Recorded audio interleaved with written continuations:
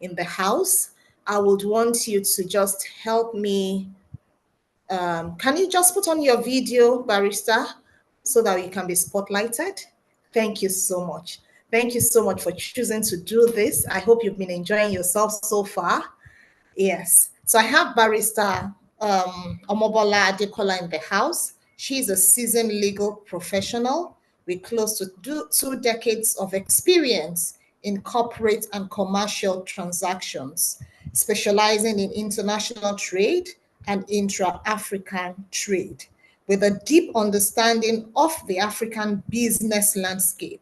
She is a passionate advocate for unlocking the vast potential of African markets and empowering businesses to thrive in the era of the African Continental Free Trade Area, the AFC, the AFCFTA. Omobola's experience extends to providing transactional advisory services to a diverse range of clients. She has a keen eye for detail, ensuring meticulous compliance with various statutory regulations and directives across international transactions.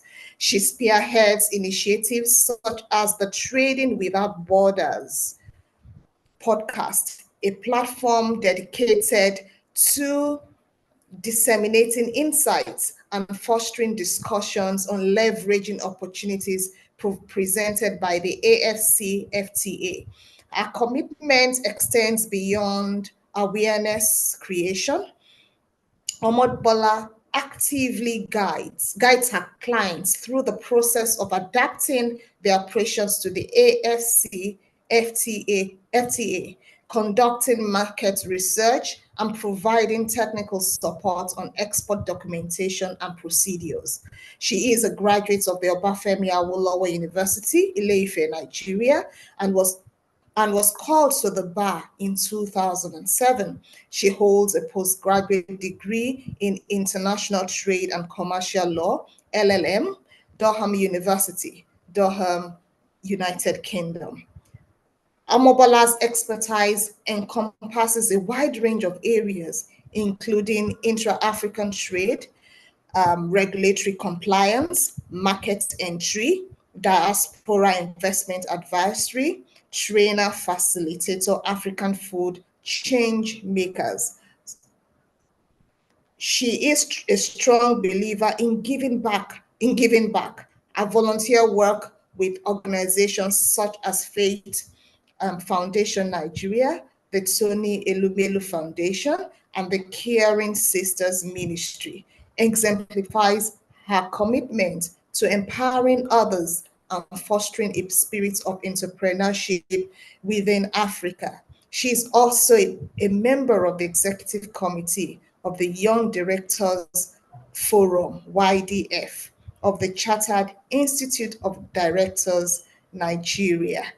Please welcome with me Barrister Omobola Adekola. Thank you so much for choosing to do this. We really, really appreciate you.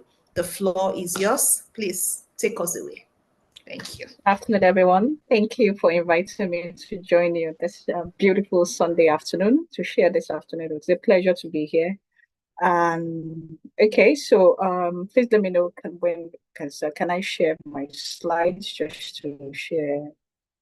Okay, so this afternoon I'm just going to be discussing with you, sharing the basics of the legal aspect, or should I just call in respect of trade contracts, what you need to do. I heard Ayo Lawrence saying that you had started discussions on export last week.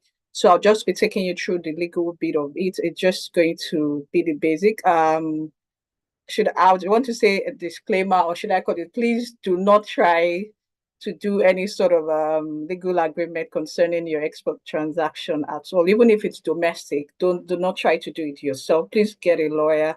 But what I've come to do here this afternoon is just to sort of guide you to see how that relationship works. And even if you're discussing with a lawyer, and what do you need to start putting into perspective when you want to go into export, because it's a different ballgame entirely from domestic transaction. It is risky. it involves it's usually really lengthy, and when the goods are goods you're shipping or transporting your goods, anything can happen. There is risk that the goods get damaged or lost in transit. So you need to be careful. You need to ensure that you're appropriately covered, or you get the right protection in case of with whatever happens, or you also get paid, or you get your goods in any transaction, whether irrespective of the country that you are exporting to or you're expecting your product from. So I'll just quickly share my slides now and just take you the basics.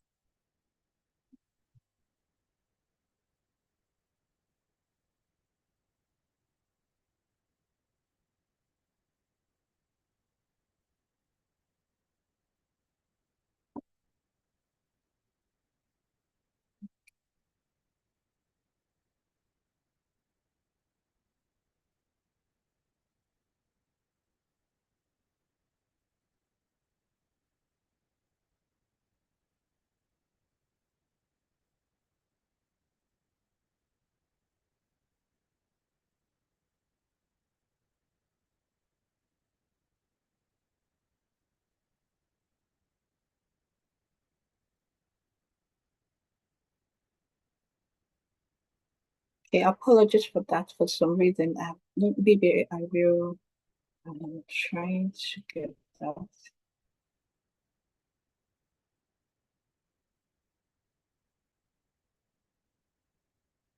Yes, I'm having issues with the slides for some reason. I don't know why it's not coming up.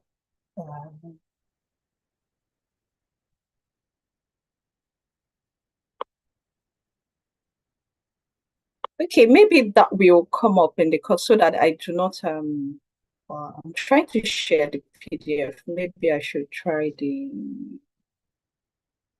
PowerPoint slides then. The PDF is not coming up.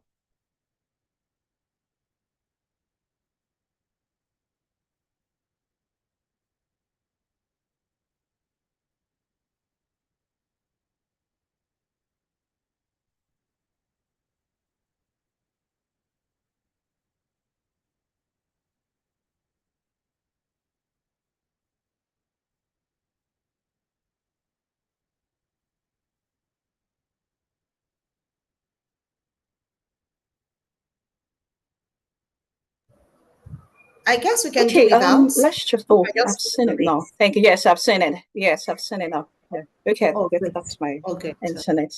Okay, fantastic. Okay, let's do.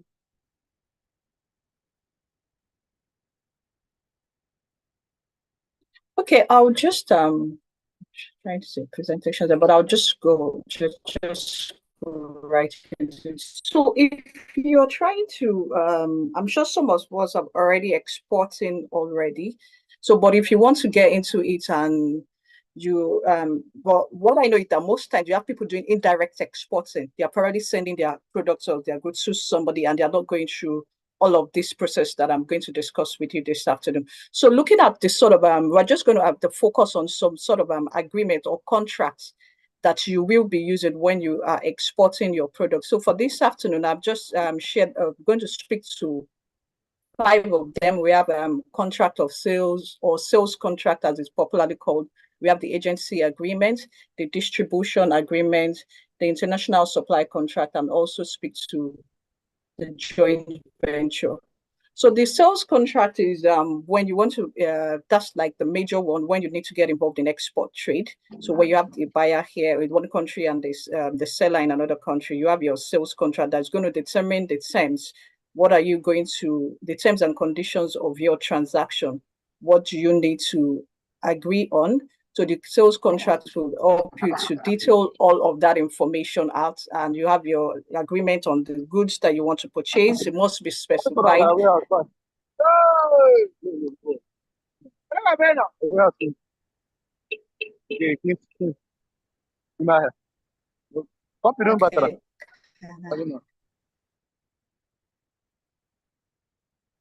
Okay, so in that contract, you're looking at, it must be, well, I'm sure anyway, a lot of us are familiar with contracts and agreement, but it must be specifically stated the price. You need to specify the quantity of the product.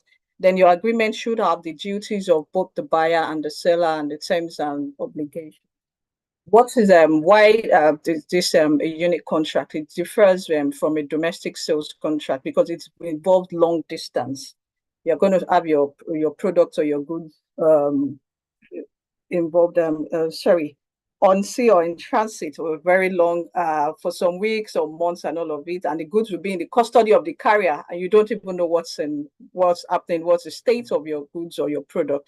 The risk of course is greater and the transaction is irreversible. You're likely not to get your goods back, or you can't return faulty or damaged products. So that is why it's really very important that your sales contract covers all of this. So what are some of the clauses that you will usually have in your sales contract? You must specify the product standards and the specifications.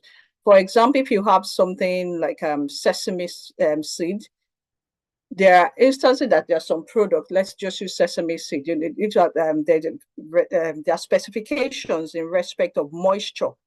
You people need to agree on it, because if you are the one importing and your country says this is the moisture content that must be in that product, if it doesn't meet that standard, I'm sure from last week we would probably have read some of these, then it's not going to, you're likely not, your product is not likely to get into that country. And you know what that means? It's possible that the buyer doesn't even get to pay you because so this, your agreement, you need to agree on that and ensure that's stated in the agreement.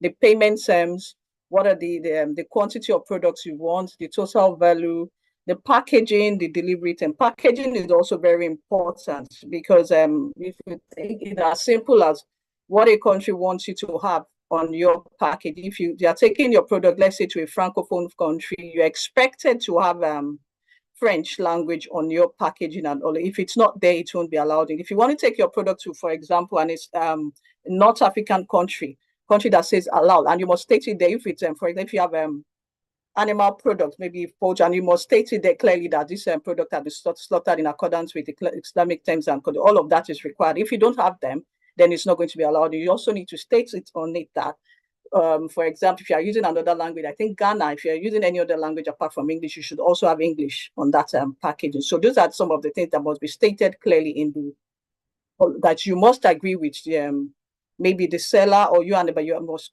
completely agree. Then all of these terms will be captured in your agreement. So this is what I want us to focus on this afternoon, Incoterms. So there is it is very key that we must state in the agreement how the product will be moved from one point to the other, who bears the costs of transportation. So we need to allocate risk, we need to allocate cost and transportation and all of that.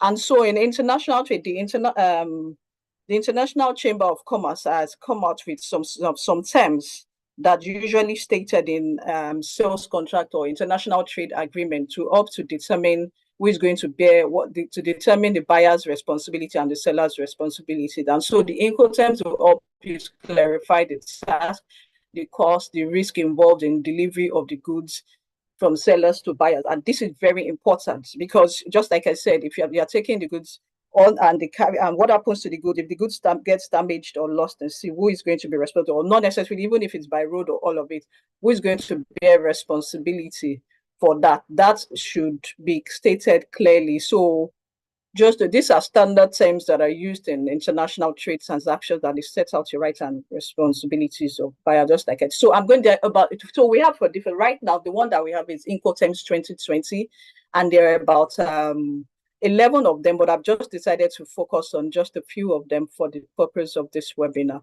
So if you have the one for X works, that means that your products will be, once you've agreed and the seller and you have identified the product and all of that, the product will be, if you decide that you want to go with X work categories, that means the seller just leaves the product in his own premises. He can separate it in his premises that this is your product.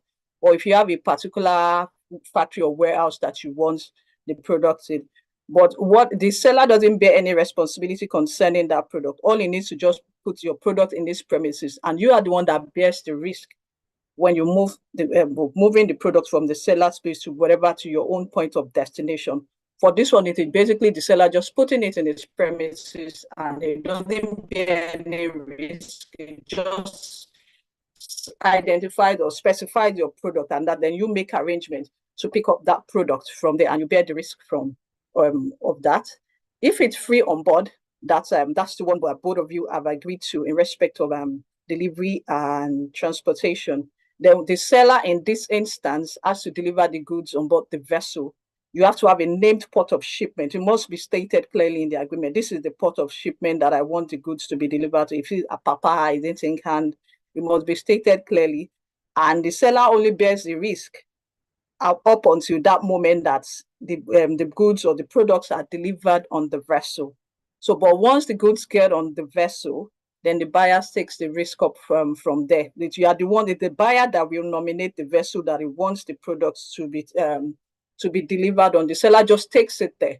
And once that has been done, he doesn't bear any other risk, and then you take up your risk from there. So it is important that you decide, or a lawyer will advise you on the best category or the best them to use in your instance, depending on the sort of product, whether they are perishable items, whether they are poultry or food, whether they are products that are not perishable.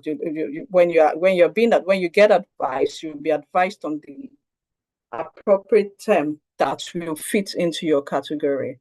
So if it's CFR that you want to use, in this instance, the seller delivers the goods on board the vessel at the port of shipment, rather.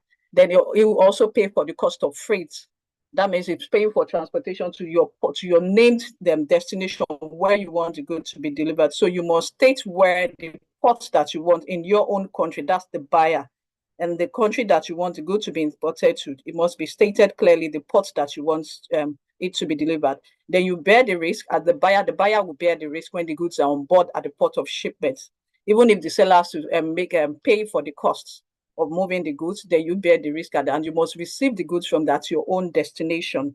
So when you name a port, you receive it. So all of this will be stated clearly in the agreement.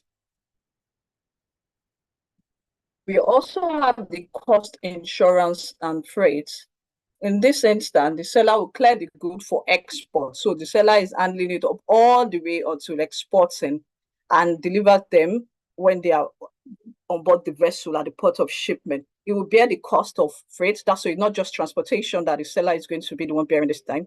It's also going to be responsible for insurance to the port of destination. So the seller is required to purchase the minimum level of insurance in this instance. So in this one, so there's also insurance here. The seller is also covering insurance here. So for the buyer, what you are just responsible in this one is you're responsible for the cost associated with unloading the goods at your destination. You clear the goods, but the risk passes onto you when when your products are on the port, have been loaded in the vessel at the port of shipment. So even irrespective of the fact that the seller is still going to get insurance for this one, you are still going to be the one to bear the risk as the buyer for this. Okay, so I've just decided, so I've just focused on that's the sales contract. So those are the basics of what you need to have in your sales contract, which agreement. So let's move on to another type of agreement you should have. Let's say you don't want to buy or sell your products in another country. It could be sometimes, when a small company might not have all the funds and all the resources available to be able to move into a new country like that, then you just want to appoint an agent in that country to help you and handle your international trade transactions. And this is usually the common form that most times SME starts with. You appoint an agent to advertise your product in that country. So what is necessary? So I've stated the agency agreement is usually the simpler, just like I mentioned, and the most used. So a principal, you appoint an agent to carry out the promotion activities. The agent is going to be an independent intermediary. It's not your employee. It's just an outsourced activities that you want the agent to do. And it's not going to assume liability for the transactions. It gets commission for what is going to do for you for all the international trade transactions. Then you agree on what are the terms of the agency agreement. You want him to also, in respect of trips and promotion activities, expenses, you need to be stated clearly and agree on that. And the agent cannot, if you also want, you need to let the agent, okay, I'm going to go to the agent's function now. So this is just basically what it is concerning the agency sort of agency arrangement. The agent does not assume liability. He just receives commission for maybe successful sale, depending on what you agree upon. And if you want it to be an exclusive arrangement, that it's going to be that is the only agent in that country that you want to appoint, or non-exclusive in the sense that you have other agents that you want to appoint. You need to identify that out clearly. That must also be stated clearly in the agreement. And so let's look at two different scenarios of the agent's function. So you can have a situation where you negotiate your transaction, and the agent will negotiate on your behalf. It's not entitled to sign any contract on your behalf in that country or impose liability on you. So all it does is, oh, just get buyers. Like these are the have this product. These are the seller's terms and conditions. So and the agents then, when it's time to close the transaction, it brings them to you. Then you can enter into some sort of arrangement with that interested buyer. But the agent cannot bind. You can't sign any agreement on your behalf. It just goes like to introduce your product and let them know what the terms are. So this is that in respect of the agent's function. Then we also have another scenario where you want the agent to close transactions on your behalf, but you need to be very careful in this instance. If this is what you want to adopt, you need to ensure that the agent, it is stated clearly in the agreement that the promotion, everything the agent does is going to be on your terms and conditions.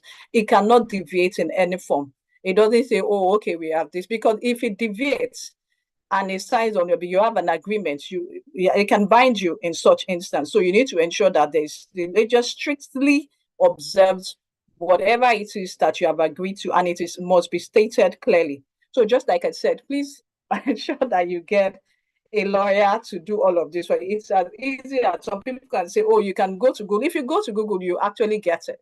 But I'm telling you that is shooting I say shooting yourself, because you don't even know the sort of arrangement you want to have in your own instance. Not all agreements are the same. And a little as a comma, full stop can put you can incur liability for you in an agreement. But a lot of people don't know that, and they just feel like, oh, I can get there. So for your agency agreements, these are the scenarios that you can have. And then you have other terms. What and what, if you want to exit, if you don't want to use that agent again, what are the products? You must specify the products.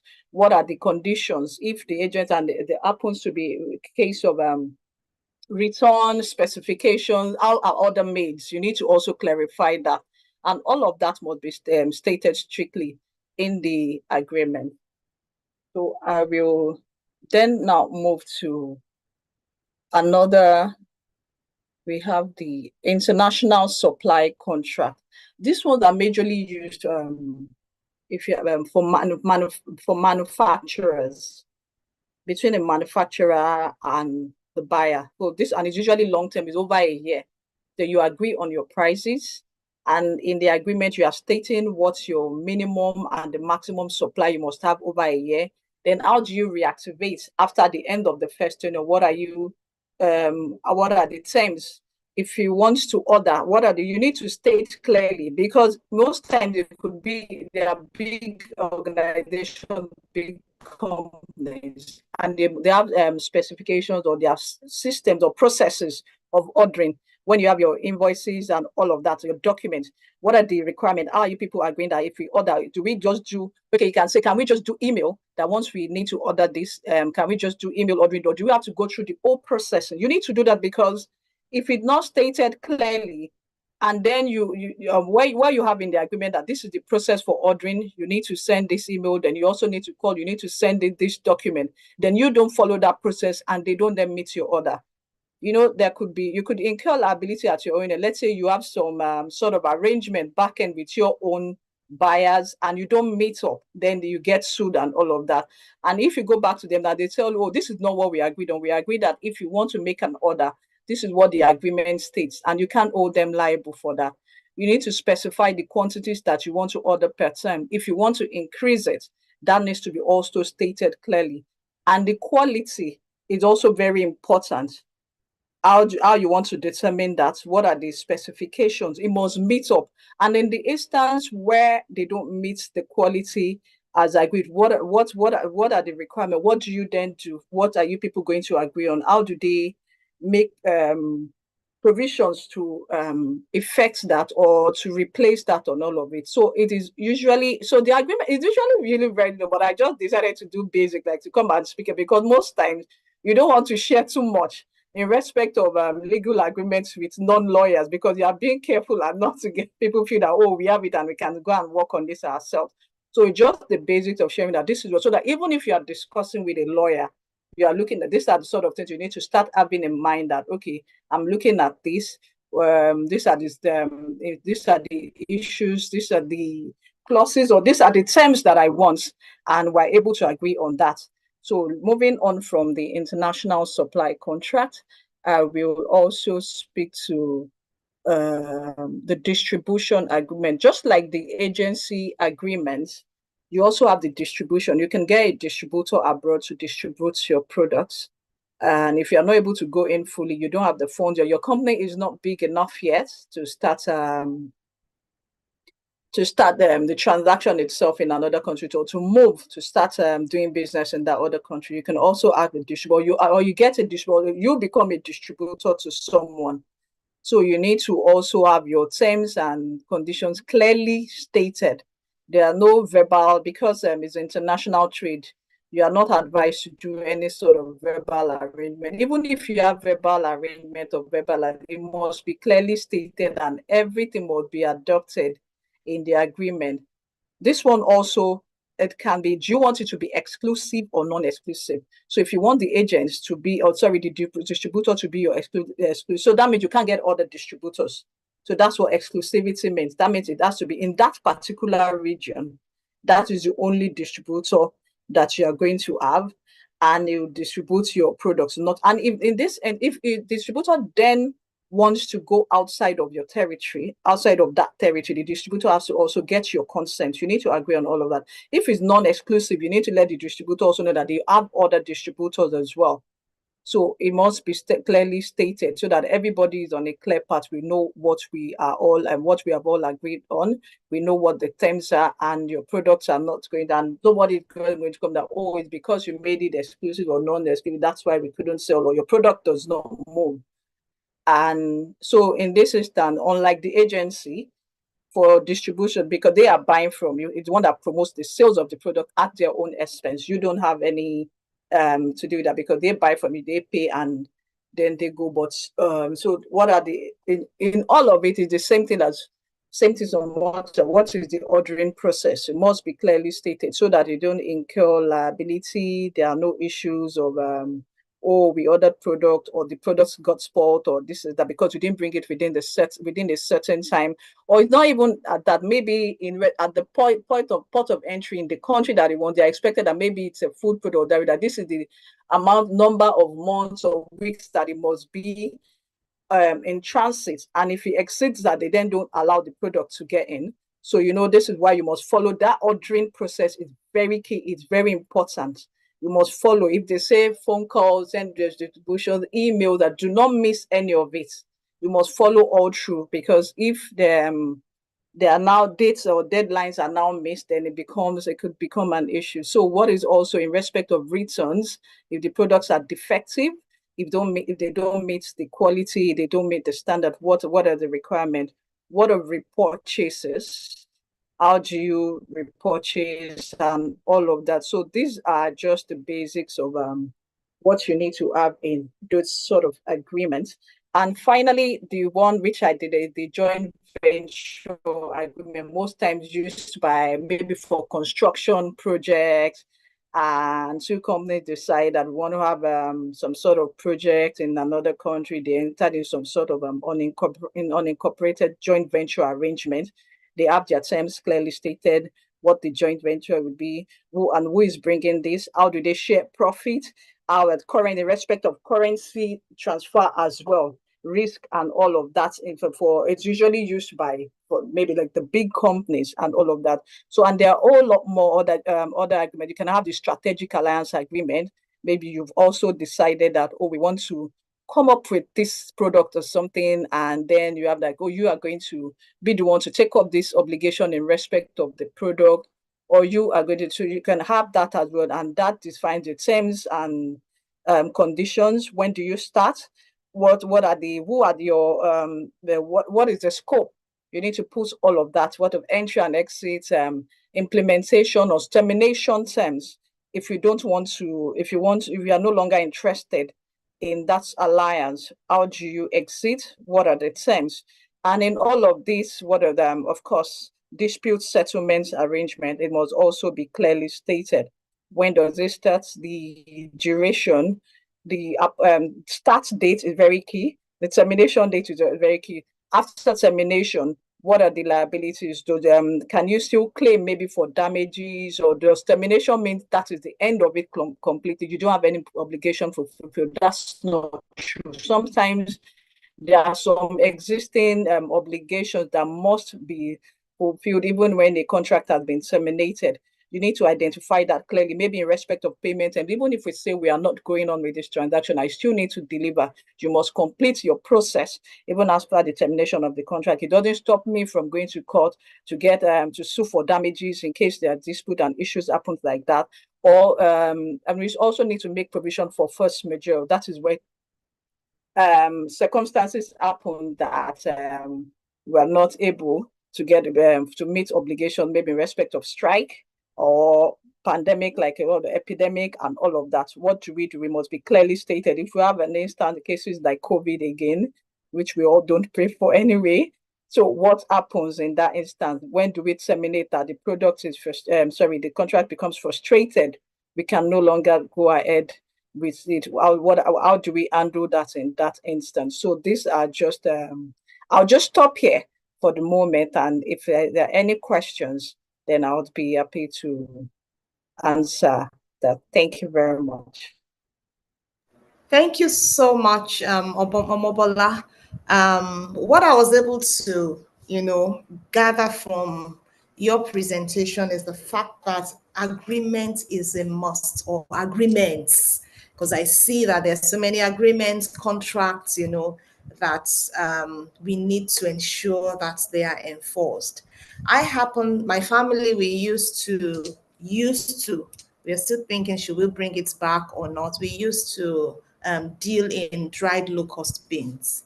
We tried that within the country for a while, and we're saying, okay, the bigger picture is actually take it out of the country. We didn't really get to do it on a large scale, but from what you're saying, if we are going to pick up that business again, we need to ensure that all these agreements are in place so that we can protect ourselves. Please, if you have questions for her, let's drop in the chat. While we wait for the questions to drop, okay, one has one question. Yes, he said, what is your take on governing law and jurisdiction in export contracts?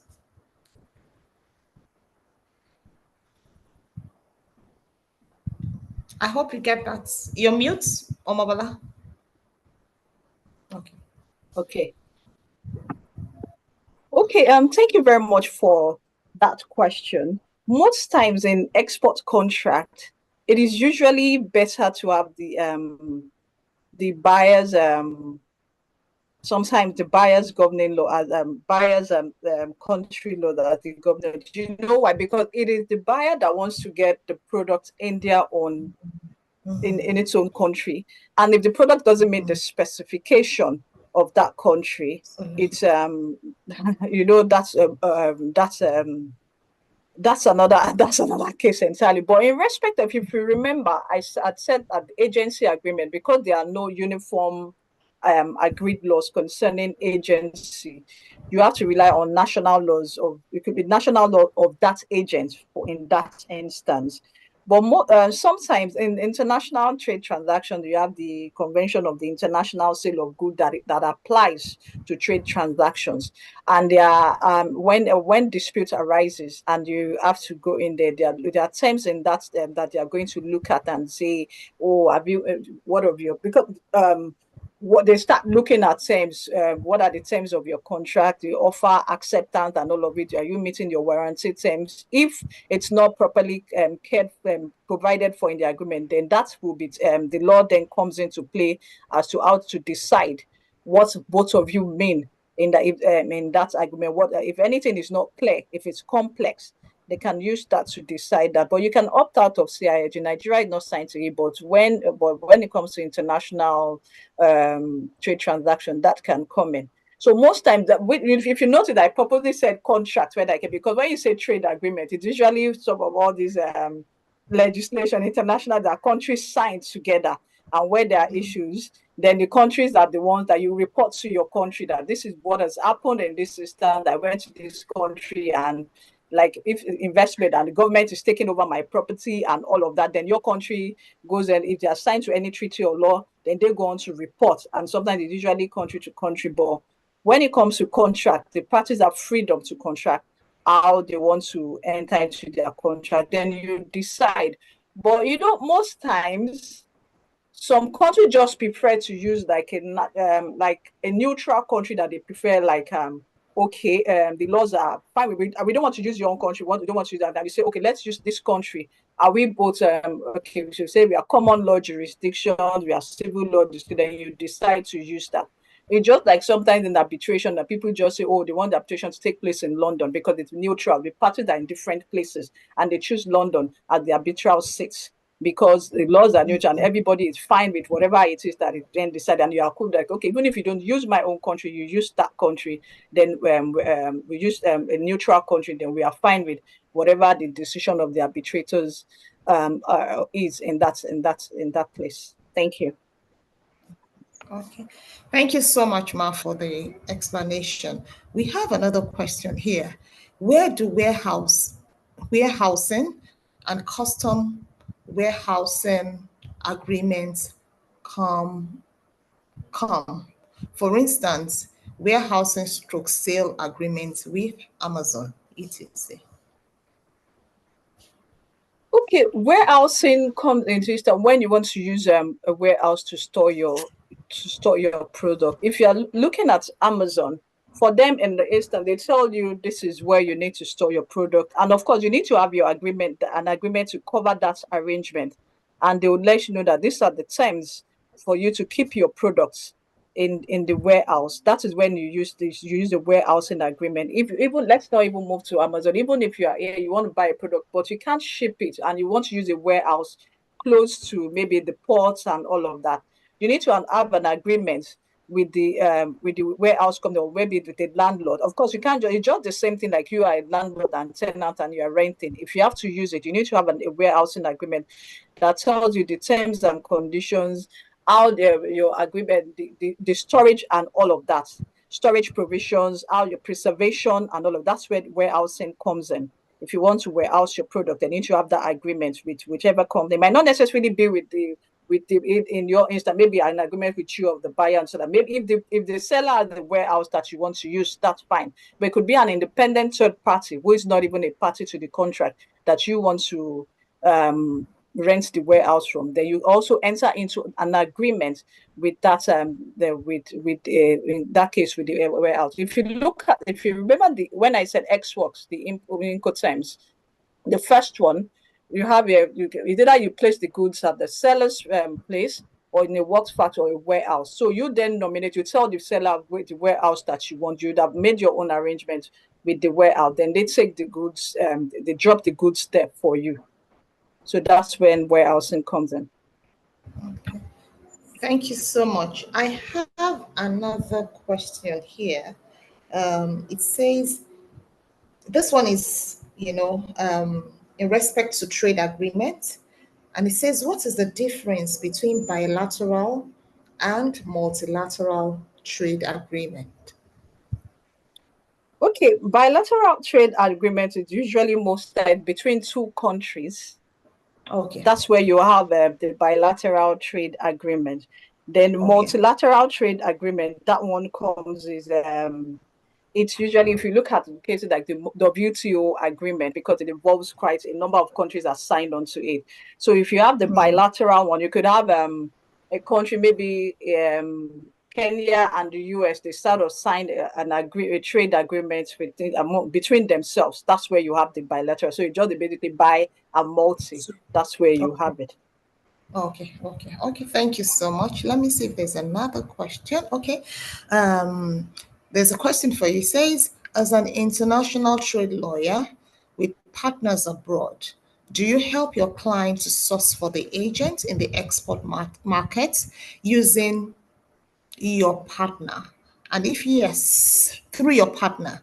And if yes, which country do you currently have such services and cost implication? Oh, okay. Yes, in our firm, we actually have partners abroad. We have some relationships. For example, in Africa, we have some relationships covered within West Africa, East Africa, Southern Africa. But even if you want to extend to a country that we don't currently cover, we can do that. We can arrange that for you. But so we just like, because it's more or less like we have jurisdiction in respect of practicing as a lawyer. So sometimes we have clients that need legal advice in another country, then we reach out to our partners over there who then undo the Okay. transaction. But it's not just in respect of legal advice. We also do business matchmaking. You need a distributor, an agent, or something in another country. We can arrange that for you. We reach out to our partners who then source that for you and will advise you. If in respect of the cost, I'm sorry, I can't discuss that here. You need to come to them. We look at your transaction and advise you on what our cost will be. But we have that arrangement with respect of Okay. collaboration and business matchmaking services. Okay. Thank you so much. So I can always share your contact with him so that if there's a Absolutely. need for us to reach out, we can always do that. Thank you so much. Let me Absolutely. see if, okay, he's asking which countries do you have partners at the moment? So I've mentioned that we cover Africa. So do you want me Okay. to start Yeah. mentioning? We cover Africa. Then if you want some part of the US, I do not have the full details here now.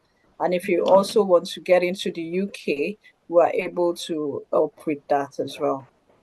Okay. So the bottom But line is we cover the whole we cover Africa, Africa. West, Okay. East, and Okay. not yet. We are yet to get into North Africa, but it's something that, of You course, have we in the can work. always look into. Yes, we have in the book. It's just like everyone is also trying to, penetrate your move, and so we are also testing how that's with all of that. But we have Africa covered. But any part of Africa you want to get into, we Okay. can easily get you in there.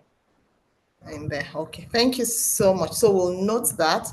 Um, for now, Middle East is not part of it because someone is asking Middle East. That's not part of it at the moment. Not Africa, part of it at the Africa, moment, but okay. Africa, we have the UK, and we can cover some part of the US for you, and the UK as well. Okay. Okay. Someone is asking, even though you've mentioned that you don't have partners in these areas, but who knows, you may have information regarding that.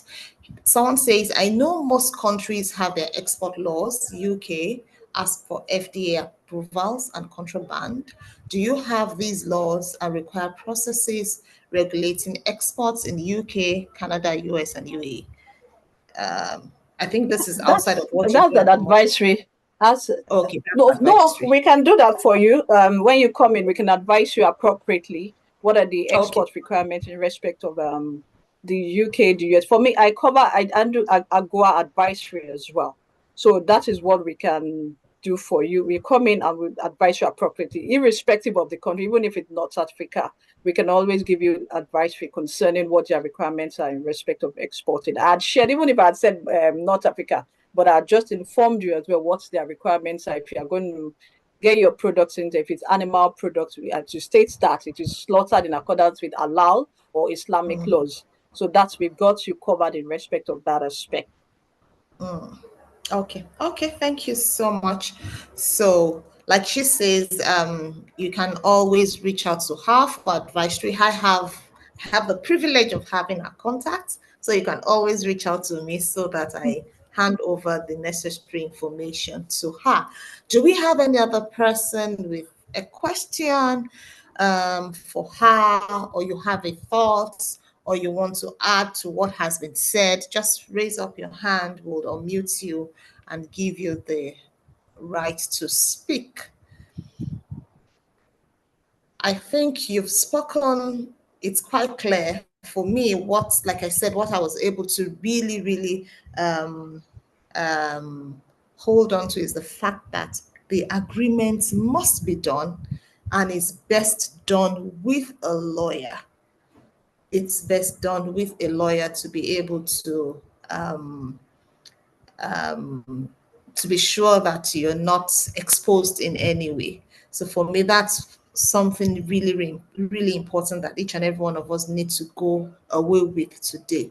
And always ensure all the various agreements that is needed, are in place while considering export. Yes, we will share her details with you on the group.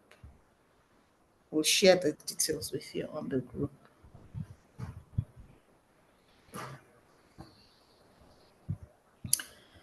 Yes. Do we have any other person who would like to ask a question, please? I know today's short and sharp. And yeah, do we have any other question? Do we have any other question? Okay, I think, okay. Someone is asking, how do we take advantage of the AFC FTA here? Okay, AFCFTA is a different ballgame, but what I would advise is Nigeria just signed on to the Guided Trade Initiative that's under the AFCFTA. So you can start that. You can actually start trading or ship your products under AFCFTA. That means you are shipping out your products that duty free or reduced tariffs. But there are requirements. You need to get to the designated competent authority, and you can also reach out to the Nigerian AFCFTA office, and you can also reach out to us in respect of that. We can help you with that. But what AFCFC is basically saying that they are taking out your goods at reduced or no tariff. That's what the AFCFTA is about. And it's just, well, I've just actually taken you through that in its own aspect. But what it simply means is that the rules of origin of your product will enjoy preferential treatment or if it meets the rules and origin requirements under the AFCFT, and there are and yes, so that's where I'll just stop here for a bit concerning the AFCFT. But I can also share my podcast where I have detailed information on what the AFCFT is about. It's called Trading Without Borders, and it's on.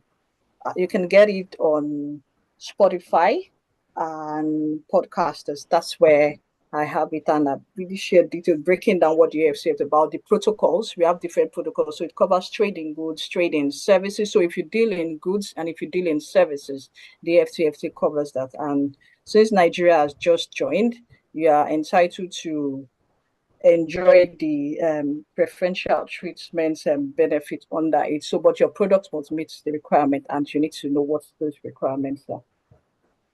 So AGUA, and I've just seen a question. AGUA relates to US products. It's just some exemption requirement that the US has given some African countries to bring in their product duty free to the US.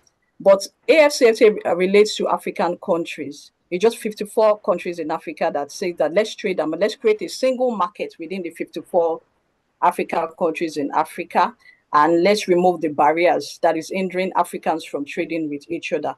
And so after AFCFTA is for Africa and covers 54 African countries, while AGUA is for the US. Take the exemption preferential granted by the US for some African countries to be able to bring in their products duty free to the US, to the United States. That's the difference. Okay, thank you so much. Thank you so much, ma'am. We really, really, really appreciate the time you've spent with us today. All right, thank you. Definitely, as we need your service, we will reach out to you. Quite a number of people are already asking for your contact. I'm sure they would want Thank you very to much. ask one or two information, that you may have for them. So we really appreciate your coming today, Yes, please. and Okay. thank you very much. Yes, thank you very much. So Thank on you. this Thank you. note, Thank you for having me. Thank you. All right. yes, Thank you. please. Yes, please. Thank you. On this note, we'll wrap up what we have for us on House of Saviors. I'll be sharing quickly my screen so that we can look at our